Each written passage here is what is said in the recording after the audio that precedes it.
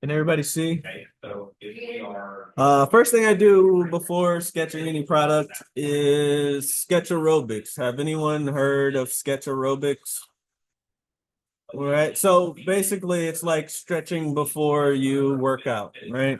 Um, what I like to do, there's like three different techniques. One of them is connect the dots.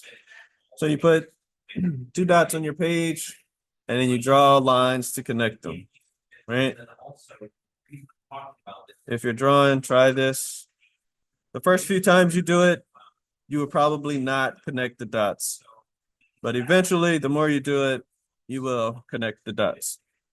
Now, one thing that I'm not doing here is I'm not turning my page, right? And I'm only doing that because of this demo. Um, but typically, you find the angle that's most comfortable for your wrist and you rotate the page to match that angle, right? And that way you'll draw straighter lines. All right. So this is just practice. Okay. And once you feel comfortable with that, you move on to circles. And I'm just going to draw on top of this page because I don't want to waste paper.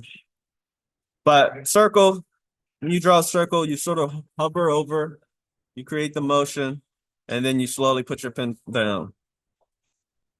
Right. And again, the first few aren't going to be so great. But eventually,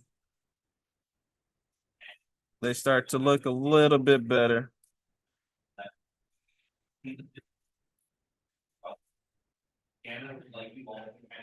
Okay. And what you're trying to do, a good circle doesn't have like these little tails like I have right here, right? Or right here. I would say this one's pretty good, and maybe this one's pretty good. This one's not so bad. There's a few there, right? I'll flip my paper over, and now I'm gonna do ellipses.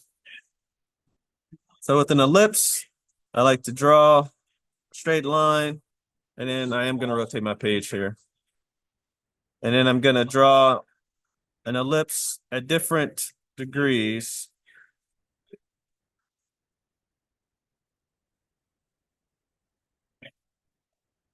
Right, until you end up with a circle at the bottom. So those are sketch aerobics. I do that for like 5 minutes before sketching. And again, it's just an exercise to warm yourself up. Okay. So much of sketching is like muscle memory, so you kind of want to do this until you know you're good to go. All right, so I did all of that with a ballpoint pen, but I like to start my ideations with thumbnails, and I'll use a felt tip pen for that. And the reason I'm doing that is because it's a little bit harder to show details with a felt tip pen, and I don't want to show any details when I'm thumbnailing, right? I just want to be able to do quick form studies, throw them on the paper very quickly, and hopefully something interesting will come from that, right? So again, I'm sketching a mixer, a hand mixer. So I'll just start basically by creating some very basic forms based off of the images that I saw of existing mixers. Right? So you have these really simple form factors. Okay. And then this one, maybe the handle area is like silicon or rubberized in some way. So that's what this texture is. Most of them have a trigger button on the top for your thumb. So yeah, I'll start with that, right?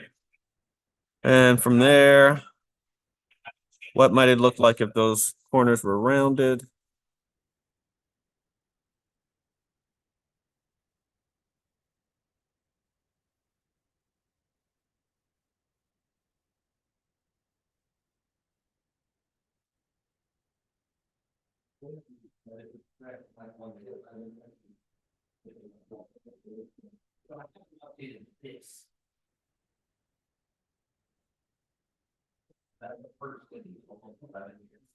Okay, and what I'm doing is I'm just exploring different forms. right? These are all mixers. They all do the same thing. Uh, maybe the trigger is underneath for this one. But I'm just exploring different shapes.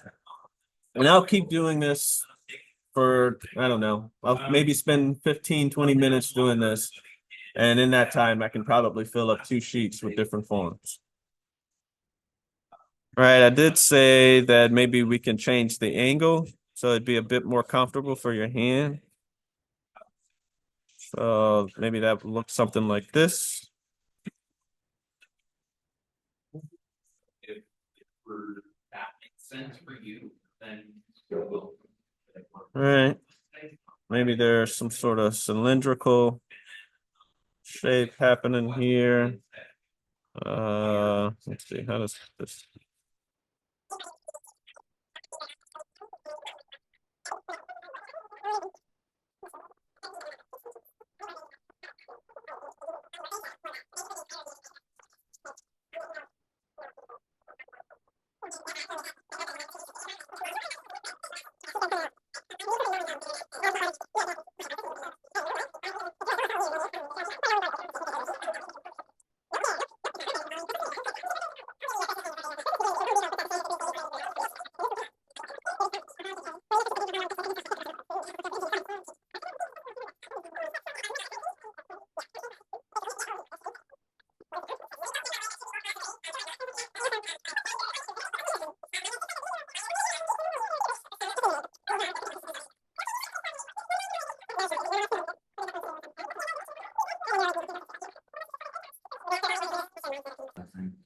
Okay, so I have a few different forms here. Um, any one of these look interesting to you all?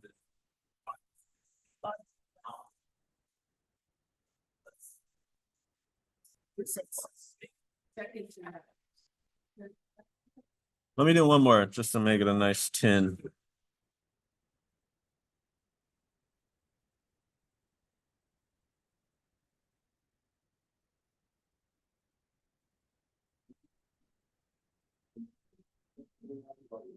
Oh, you know what I did not consider? How this thing stands up. Remember I said the ones that stand on their side. So I guess these are fine. This one's cool. That one's cool. That one's cool. This one, maybe. That one, kind of a no. This one, I mean, maybe you could flip it upside down. I don't know. Uh, this one doesn't really work. Yeah, number 8 might. Number 9, not so much. Okay, let's say this one, maybe it lands on that surface.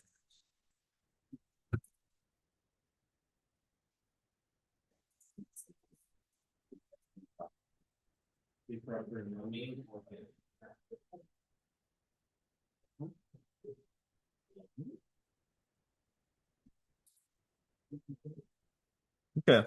So now what do we think? Which one? You like 6? You like 4, 10? I heard 2 people say 10, 3 people said 10. All right, 10 it is. That's the winner. All right. So now that we have this sort of very basic thumbnail to work off of, we can move forward, and if you'd like, you can go on and start doing like perspective sketching now, or you can do more thumbnails build off of this. For the purposes of this demo, I am going to, I guess I'll go and do a 3-dimensional perspective drawing. Okay. So I'm going to switch back to my ballpoint pen, and the reason I'm going to do a ballpoint for this is because I can draw really lightly with a ballpoint pen, right?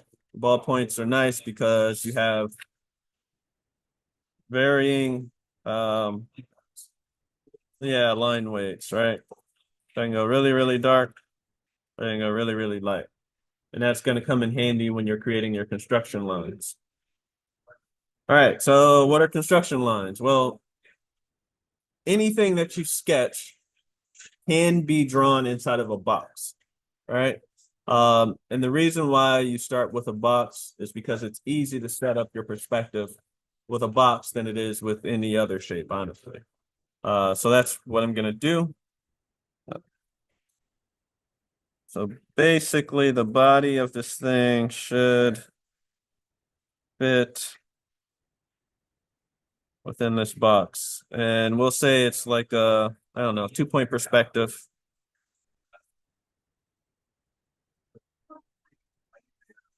Right? So there's a very light box. You probably barely see it on screen, but that's okay. So now I'm going to start mapping out what this sort of side profile looks like within this box. And I'll do it here. So we have a flat side there. Then you have another flat angle there. Then it does something like that.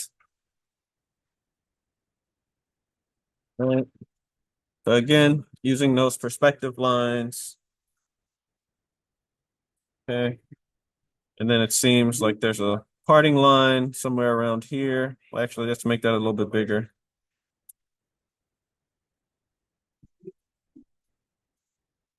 Okay. So there's our fairly generic shape. And now I'm going to start to add some of those details. And again, I'm still drawing fairly lightly.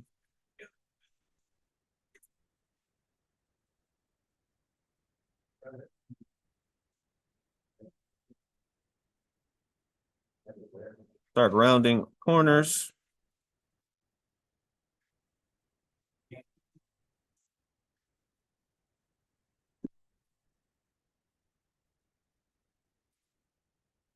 All right, and I want this front edge to be a little bit rounded, so I'll add a radius there.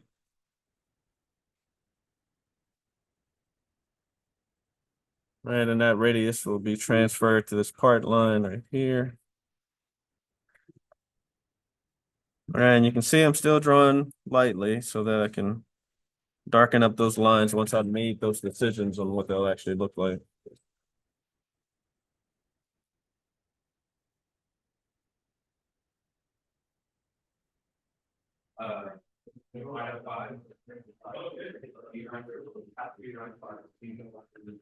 Okay. So it seems like in the sketch I had like a button on the top, so I guess you would use your thumb for that. Uh, okay, I'll stick with that for now. You won't really be able to see much of it based on the angle that I chose. That's okay.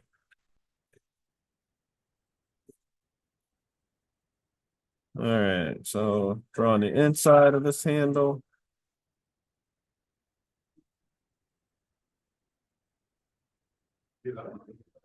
Okay.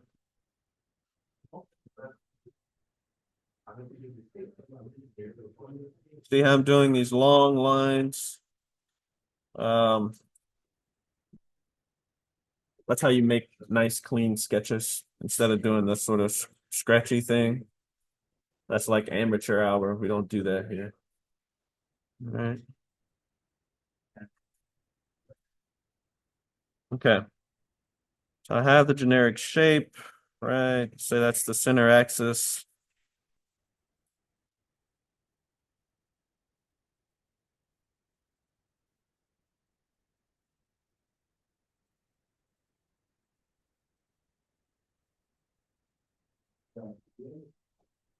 All right, and then your mixer thing will come out there somewhere. This thing has an electric motor on it, so I imagine there needs to be some sort of ventilation. And we'll put the ventilation on the front here so it's away from your hand.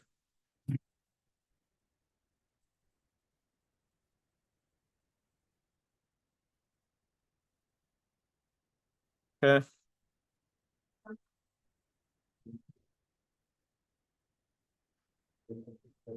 And maybe there's like an indicator light, or maybe there's like speed settings or something. We'll put a little button on the top, and you can see I'm doing my ellipse thing. there. There's a little button slightly out of perspective, but I did that on purpose. I'm lying. I didn't do that on purpose. Um, it's okay though. All right, so that's like the basic form of my sketch. Now, obviously, I would like do a few more of these, probably a lot more of these, and add some more details.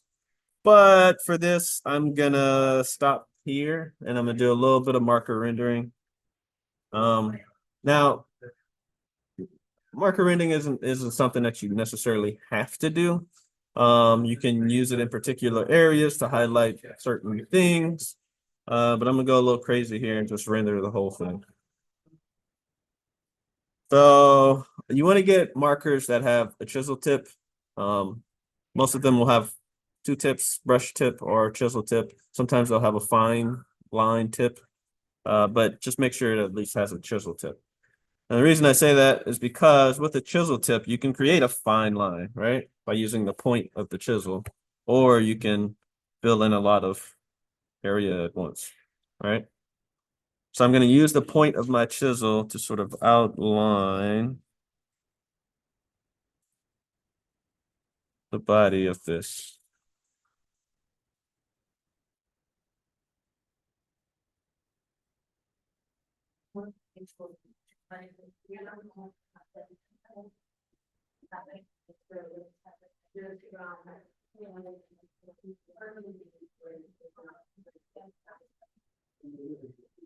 Okay.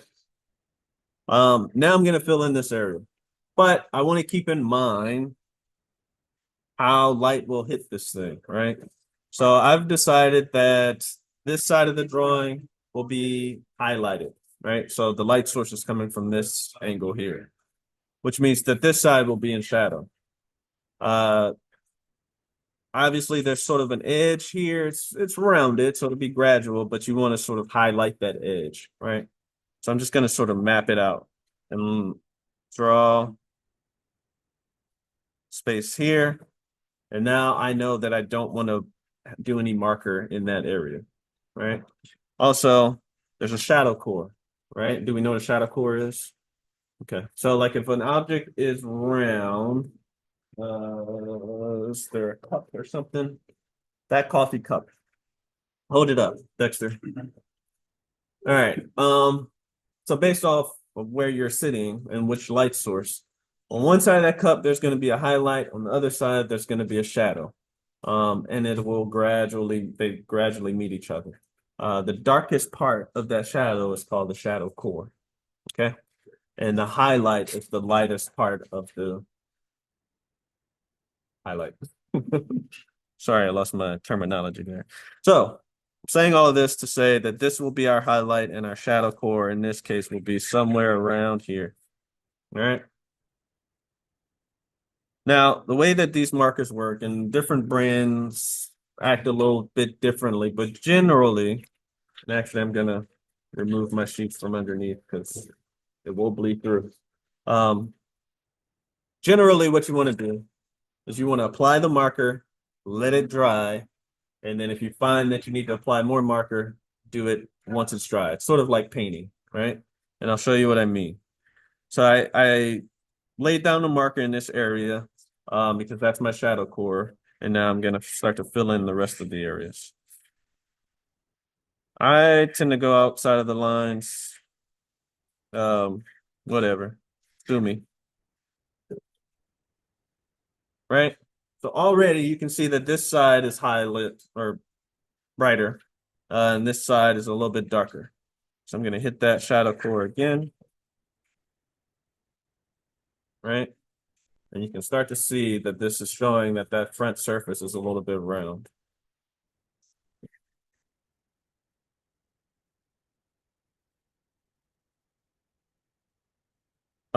I did use a ballpoint pen, which is a little risky because ballpoint pens bleed with alcohol markers. I don't care. I feel okay about it. Again, just hitting that shadow core, let it dry. Felt tip. There are some like gel pens, Micron, that's a felt tip. Of course, pencil doesn't bleed, but sometimes pencil will smudge. So just be careful. Um, yeah. So now I'm gonna start to try to create that gradation here.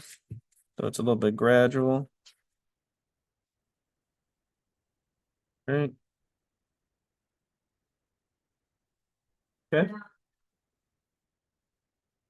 And I don't have very many markers. These are all the markers I have. I have like 8 markers basically. 2 yellows, 2 blues, 2 reds, and 2 grays, right? Um, and there's obviously a light and a dark version of each of those colors. So what I'm gonna do now is I'm gonna take my lighter yellow and I'm gonna start to play around with this highlight here. So it looks more gradiated and not just a stark hard line, right? Then I'm gonna go back to my darker and fill in some of these other details around here.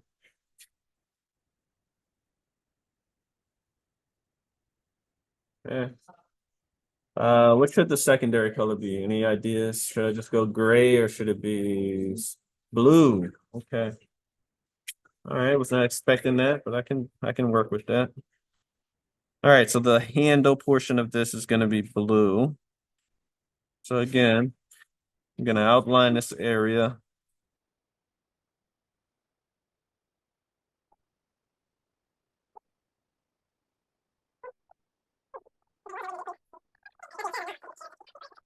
All right. So again, I'm going to, make my marks in alliance with the perspective of my drawing. So I'm going to start here, right? And I'm just going to add color. And again, I'm going to leave that highlight area out. Is that a word, highlight? Maybe not. Highlighted. Yeah. I don't know. Who cares? And I'm filling in this area. Notice I'm not filling in this under grip area just yet. And I'll explain why in a second. Okay. And actually I'm going to leave the top white for now as well. So with this area, again, you want to work with your perspective. And since this is like a sort of complex curve, you're going to end up with a highlight. Well, I'll just say this area here will be lighter than the area here. Okay. So I'm just gonna, again, work with my perspective. Leave a little space there and then do something like that. All right, now I'm gonna go back now that the whole thing is dry and start to hit some of those shadow areas. Right. Again, it's sort of like painting multiple coats.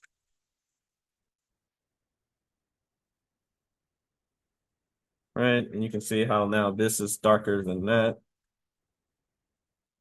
And then I'm gonna go with my lighter blue.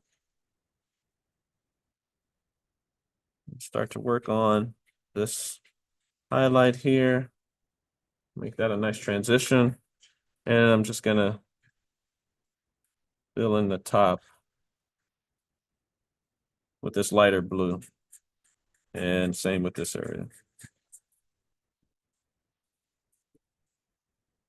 And actually, I'll do some of that. Now, when you're using markers, you don't necessarily have to put a lot of pressure on your marker. I feel like a lot of people think that adding more pressure will make the color more dark. That's not how this works. You'll just put more ink on the page and wrinkle the page and waste your markers. So don't do that. You'll also mess up the chisel tip and you will no longer be able to get those fine lines. All right. Let's see. Get a little bit of gray. Some people like to do like an underlay sketch with gray markers to add their shadows. But depending on the brand that you have, sometimes it just muddies the colors. Um, it yeah, it'll just look like a desaturated whatever color you use on top of it, and I don't like that look, so I tend to just use my markers to create the value instead of using the gray markers in combination with the color markers. Um, so I don't do that. Just gonna fill in some of these areas here.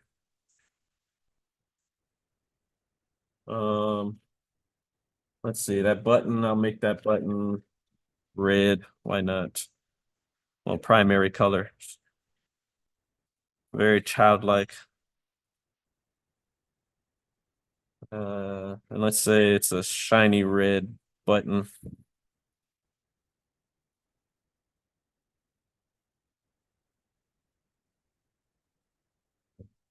Highlight. That. Now I'm gonna take my felt tip pen and start to hit some of these outlines just to make it pop a little bit. If you have a Sharpie, for instance, you can hit the outline and kind of hide some of your mistakes. In fact, does anyone have a Sharpie, black Sharpie? Like a thick Sharpie or normal Sharpie? Thank you. No, that's not. It's too fun. Anyway, all right, there we go. Classic Sharpie. All right, so I'll use the Sharpie to outline this thing, and then for some of those part lines, I'll go back with my felt tip.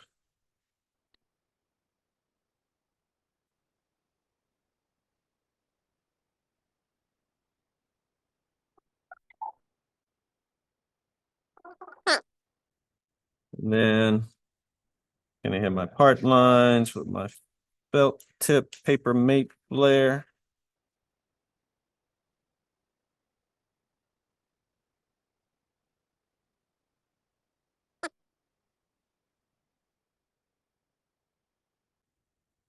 Okay. So I feel good about this. I can do a few extra little things to make it pop a little bit more. Like I can add some hatch lines in the shadow core here.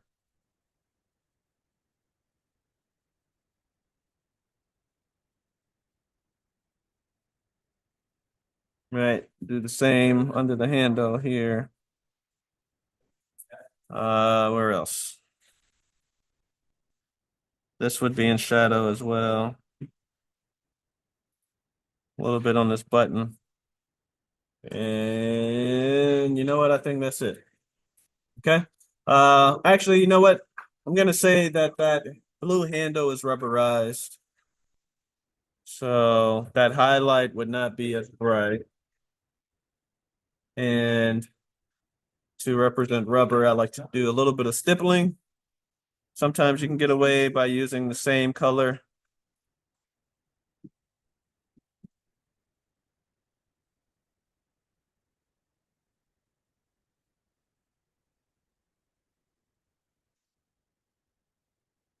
Right. And to me, that signifies that this thing is kind of rubbery or whatever. You could do the same thing with the felt tip if you want to have a bit more detail, letting folks know that this is textured. Yeah.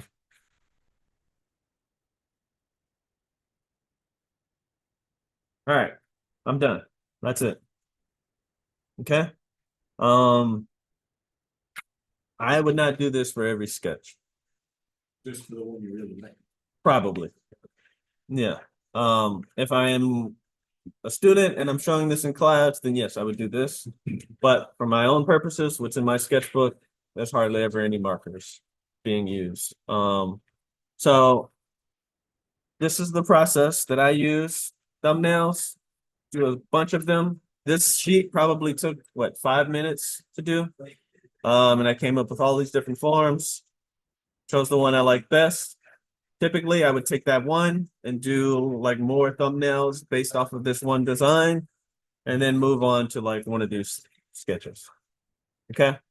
Um, was that helpful? Okay. Uh, Now, considering that you are working on power drills and you're considering ergonomics and things like that, um, with this, yeah, I did consider the angle of the wrist, but I did not consider like the softness of the handle or like where does the thumb go, that sort of thing. To do that, you might need to get a piece of clay, squish it in your hand, look at the form, and try to sketch that form. Right? I think that'll be very helpful for all of us to do. In fact, we will be with this project doing some clay models before we move into digital models and 3D printed models. Okay. All right. So now that you have this little sketch demo, I am going to upload this thing on Moodle and you can refer to it whenever you need. But yeah, this is basically the process. All right. And the only way you get good at sketching is by doing it a whole bunch. So if you're not sketching every day, you need to make time in your schedule to do so. All right. Well, thank y'all for being attentive and watching. Now you can get to work.